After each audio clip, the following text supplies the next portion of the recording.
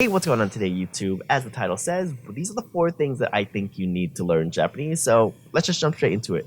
So, first of all, the first thing that you absolutely need to do is you need to establish a method. So, what do I mean by this? To learn a language, you need some type of way of going about it. So, you need to find a method. There are plenty of methods out there. I think some are more efficient than others, but examples of that include example of methods include using a textbook, studying grammar, doing immersion based stuff, the AJAT stuff, Refold. There are a ton of different methods out there, and I think you should do a bunch of research on what method might suit you before you start learning Japanese. I think this is going to be your first step.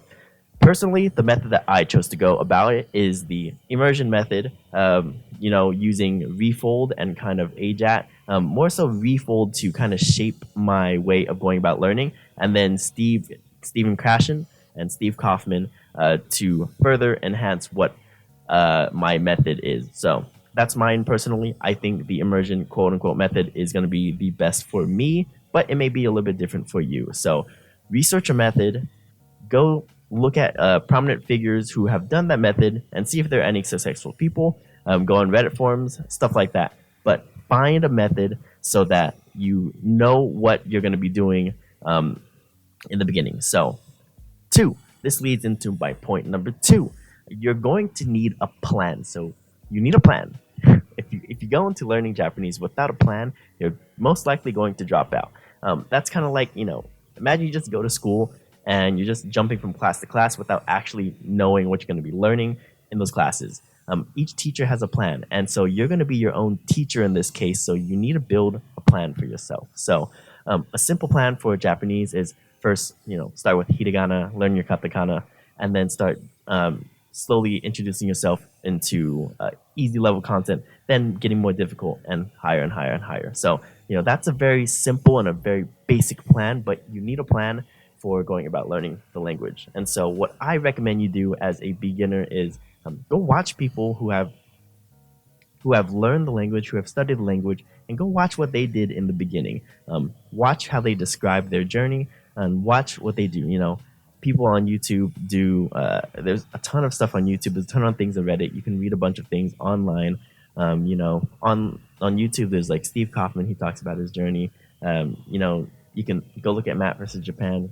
He studied Japanese to a high level. You can go look at the Aussie Man. There are a bunch of different people on YouTube, and you need a plan. So go develop a plan. Think about it. Ask questions, and you need a plan.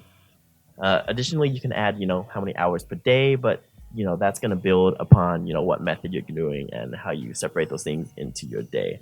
And so, the third thing is you need tools. And so you've got a method, you've got a plan, but now you need tools to actually implement your plan and your method. So things like flashcard systems, like SRS, space repetition systems. That's the SRS. Like Anki. There's like Memrise. There's other things out there, but those are flashcard systems. Then there are, you need books. So you need to be able to read things, or you need content. You don't need books, but you need content to be able to consume. So that can be books, that can be online media, that can be videos, that can be YouTube. There's an endless amount of resources or media you can consume in order to be doing that. And then, you need things that are going to make your life easier for comprehension. And so, things like Yomi-chan that allow you to look things up effortlessly with just the click of a button. Online for it, like Japanese text, you just upload a Japanese dictionary into the Yomi-chan browser, and you can hover over Japanese text. It makes life really easy. Or you can do graded readers, like learning language with text. There's a bunch of other things. You can search up you can search up graded readers and go figure out more about that.